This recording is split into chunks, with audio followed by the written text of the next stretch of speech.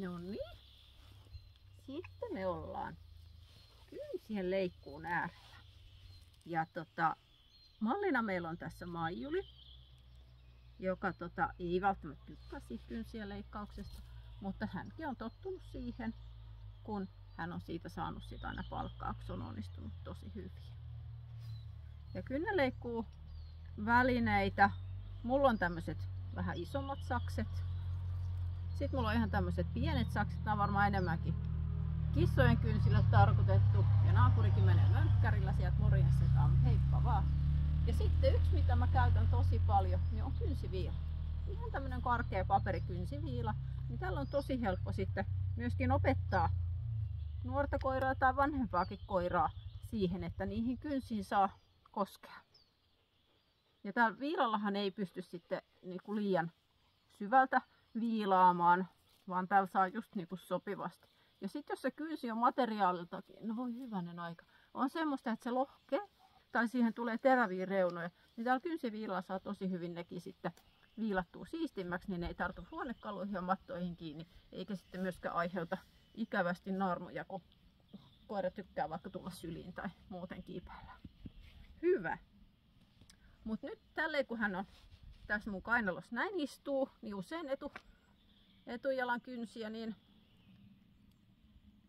voisi leikata näin, että hän istuu tässä mun vieressä. Sitten mä otan tän tassun käteen ja sitten aina tää kynsi otetaan niin kuin näkyville täältä, mitä me ollaan leikkaamassa. Ja nyt sitten tästä kun me katsotaan sivusta, niin meillä on päässyt vähän pitkäksi kasvaa nämä kynnet. Eli sitten mä katson, täällä näkyy semmonen vähän niin kuin onttokuoppa. Niin sen kuopan päälle mä laitan nämä sakset, mistä mä leikkaan ekan kerran ensimmäisen palan pois. Ja sitten mä katson, että onko siinä tilaa. Jos siellä näkyy semmonen, että se on tummaa koko se leikkauspinta-alue, niin silloin voi olla, että ollaan jo todella lähellä sitä verisuonta, mikä siellä on. Mutta nyt sitten kun me ei olla siinä lähellä, täällä näkyy tämmöistä niin kuin valkosta, onkohan tää kynsiainesta tai jotain tämmöistä, niin mä tiedän, että siitä on siihen verisuoneen vielä pitkä matka. Eli sitten mä lähden tästä viistottain, otan aina vähän kerrassaan tästä kynnestä lisää, niin mä saan lyhennettyä sitä näillä saksilla. Ja nyt tuolla meillä alkaa näkyä semmoista tummaa aluetta, niin mä tiedän, että se verisuoni alkaa sieltä niin kuin lähestyä. Niin sitten mä jätän sen tähän. Ja sitten mä totean, että no, tänne jää tätä kynttä vielä, mutta sitten mä voin vaikka ensi viikolla leikata lisää. Tai uudestaan nämä kynnet. Et siitä voi tehdä semmoisen viikoittaisen hoitorutiinin, että miten, että siis vaikka niin kuin viikoittain leikata ne kynnet. Noin, ja nyt tähän jää pikkasen tämmönen ikävä terävä reuna, niin mä otan sen viilan. Ja sit ihan niin kuin ihmisetkin kynsiä viilaa, niin vaan yhteen suuntaan, että ei sahata edestakaisin, vaan sitten yhteen suuntaan viilataan sitä reunaa. Ja jos on esimerkiksi tullut joku kynsivamma jossakin kohtaa, niin tällä on helppo lähteä sitä vaurioitunutta kynttäkin. Että jos ei se ihan niin pahasti vaurioidu, että se täytyy poistaa kokonaan, niin tätä voi tästä rupea fiksaamaan. Hyvä. Leikataan loput etujalan kynsistä kohta, mutta sitten yksi toinen tapa, miten voitaisiin kynsiä leikata esimerkiksi takajaloista, niin on niin, että mä käännän tämän ystävän toisinpäin. Poppis kekka, älä putoa. No, sit hän seisoo tässä mun vieressä.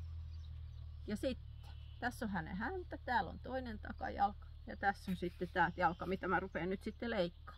Ja mä otan sen näin, ihan niin kuin hevosen kaviokin hoidettaisiin. Maijulla on ihan hirveän pitkät tennarikarvat täällä, mutta otetaan se koko kynsi näkyville. Nyt mä näen tosi hyvin tästä alapuolelta, niin tänne, missä tässä kynnessä näkyy sitä leikattavaa pinta-alaa. Sitten mä laitan nämä sakset siihen kohdalle, mistä mä leikkaan ja napsautan tosta. Ja sitten siitä viereinen kynsi. Näin. Ja sitten jos haluaa, niin tätäkin voi vaikka viilata. Nää. Tai sitten voi käyttää viilaa ihan siihen koko kynnen lyhentämiseen. Hyvä. Ja sitten tietysti riippuen siitä koirasta, miten se tykkää siinä kynsien leikkuuasennossa olla, niin sitten jotkuthan tykkää olla sylissä tai maata vaikka selällään tässä jalkojen välissä. Näin. Tässä ne on. Niillä on turvallinen olo, kun se omistaja on mikäli ne kokee sen omistajan turvalliseksi. Tästä on helppo palkata sitä ja vähän hellitellä välillä, jos tuntuu, että sillä rupeaa menee hermo sillä koiralla siihen kynsien leikkaamiseen.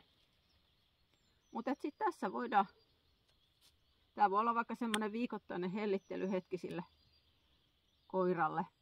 Ja varsinkin sit, jos se on pentukoira, minkä kanssa harjoitellaan sitä kynnen leikkaamista, niin sit voidaan leikata yksi kynsi, syödä vähän karkkia, sit hellitellä. Maikikin tykkää tästä. Ja sitten jatketaan seuraavaan kynteen. Ja nyt tässä mulla on käytössä nämä niin sanotut kissan kynnensakset. Nämä on aika pienet, mutta Maikilla on sellaiset materiaalilta on aika pehmeitä tää kynsilaatu. Niin nämä menee tosi helposti nämä pikkusaksillakin poikki. Ja sitten näillä on helppo lähteä sitä kynttä lyhentää kulma kerrassaan, jos onkin niin, että leikkaa ensin vähän liian lyhyesti. Mutta sitä kynttä, mitä on leikkaamassa, niin ottaa siitä varpaasta hyvän tukevan asennon, ettei se koira pääse nykimään sitä jalkaa, eikä se sitten pääse vääntymään se varvas siinä leikkausvaiheessa. Niin tästä tulee ihan miellyttävä hetki tälle koirallekin. Ja sitten on vielä tämä peukalon kynsi. Toisilla on etujaloissa ainoastaan nämä peukalot, toisilla saattaa olla myös se taka. Katsotaan tätä kynttä vähän vielä lähempää, eli tämä on takatassu ja me ollaan nyt tämmöisessä heppa-asennossa tässä. Malli päättää poistua aivan juuri paikalta, mutta tuossa kohtaa, missä näkyy täällä kynnen tyvessä tuo kuoppa, niin sen yläpuolella kulkee se verisuoni. Eli tuossa, missä se kynsi lähtee tolleen enemmän suipoksi, niin siitä kohtaa kannattaa leikata. No niin, nyt me ollaan Japi saatu harjattua ja siinä meni semmoinen puolisen tuntia tähän meidän viikkohuoltoon. Ja vaikka ei ole karvanlähtöaikakaan, niin ton verran meiltä lähti sitten karvaa.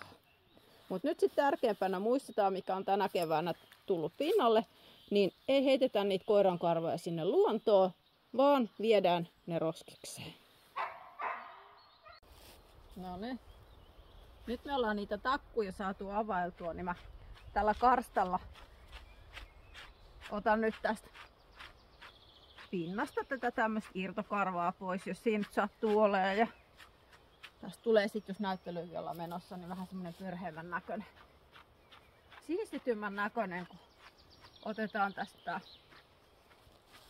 pintakarva tai päällikarva nyt sitten täällä karstalla.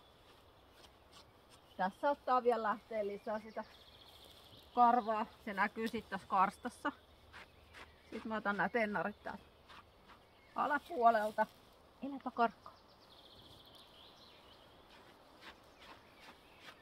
Näin. Pikkasen myös sieltä vatsasta. Ja sitten tää takapuoli täältä. Ja häntä kannattaa aina harjata. Jappikin kävi äsken pikkasen pyörähtää tuossa nurmikolla, niin tää on ihan täys roskaa jo. Mutta tämmöisiä karstaa saata hännän tosi hyvin otettua tai sitten jollain harjalla. Niin sitten ei tunnu niin pahalta koirastakaan, että jos siellä onkin joku takku jossakin vielä, niin kun se ei takerru sitten se kampa siihen takkuun kiinni. No, pikkasen vielä perävilloja sieltä. No, miltä se näyttää? Jarpilla on ihan sama miltä sitä näyttää. Mut nyt on tehty viikkohuolto.